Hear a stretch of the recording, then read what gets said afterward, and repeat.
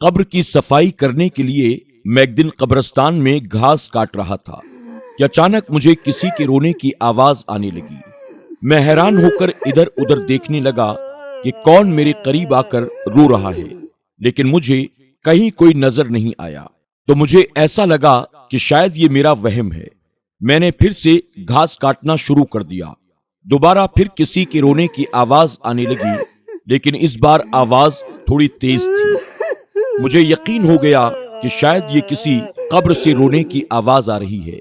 میں نے قبرستان کا چکر لگایا اور 2-3 قبروں پر کان لگا کر سنا، لیکن میں جس قبر پر بھی کان لگاتا سنتا مجھے کوئی آواز نہیں آتی۔ تو اچانک میری نظر ایک ایسی قبر پر پڑی جس کے اندر بہت بڑا سا سوراخ تھا۔ میں نے بڑی ہمت کر کے اس قبر پر اپنا کان لگایا تو مجھے اس قبر کے اندر سے کسی کے رونے کی آواز آنے لگی۔ اچانک آواز میں تیزی آنے لگی، جیسے کوئی شخص چیخ رہا ہو، جیسے قبر کے اندر کسی کی ہڈیاں ٹوٹ رہی ہوں۔ یہ سن کر میرے ہوش اڑ گئے، پیروں کے نیچے سے زمین کھسک گئی۔ میں نے تیزی کے ساتھ وہاں سے دوڑ لگائی۔ بڑی ہمت کر کے میں اس قبرستان سے باہر نکل گیا۔ میں گاؤں میں آیا اور ایک شخص کو اپنے ساتھ لے کر، جو اس قبرستان میں اکثر آیا جایا کرتا تھا، اسے ہر قبر کے بارے میں پتا تھا کہ کون سی قبر کس کی ہے۔ میں نے اسے سارا ماجرا بتایا کہ میں قبرستان میں گھاس کاٹ رہا تھا اور مجھے ایک قبر سے چیخنے کی آواز آ رہی تھی، اور جب اس قبر پر کان لگا کر سنا تو اسی قبر سے چیخنے کی آواز آ رہی تھی۔ کیا آپ بتا سکتے ہیں کہ یہ کس بندے کی قبر ہے؟ ہم دونوں نے مل کر اس قبر پر کان لگایا، لیکن کسی طرح کی آواز نہیں آ رہی تھی۔ وہ شخص کھڑا ہوا اور مجھ سے کہنے لگا، ہاں میں جانتا ہوں یہ کس کی قبر ہے۔ یہ ایک شرابی نوجوان کی قبر ہے جو شراب پیتا تھا۔ اس کا ایک بوڑھا باپ تھا جو بکریاں چراتا تھا۔ وہ شرابی اپنے باپ کے پاس جاتا اور زور زبردستی سے اس سے پیسے لیتا اور ان پیسوں سے شراب پیا کرتا تھا۔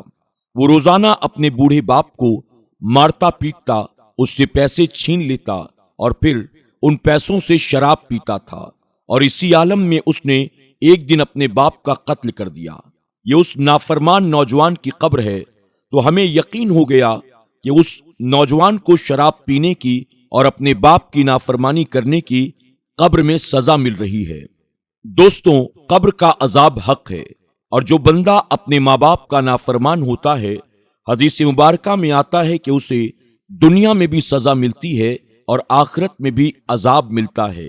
اللہ رب العزت کی بارگاہ میں دعا ہے کہ میرا کریم ہر اولاد کو اپنے ماں باپ کا فرمانبردار بنائے، اپنے والدین کی نافرمانی سے، ان کی دل آزاری سے، ان کو رلانے سے اللہ ہم سب کو بچنے کی توفیق عطا فرمائے، اور اسی کے ساتھ اللہ تعالی شراب جیسی نحوست کا ہمارے معاشرے سے خاتمہ فرمائے، کہ جس کی وجہ سے آج بہت سارے نوجوان صرف معاشرے کے لیے ناسور نہیں بلکہ اپنے ماں باپ کے نافرمانوں باغی بن رہے ہیں۔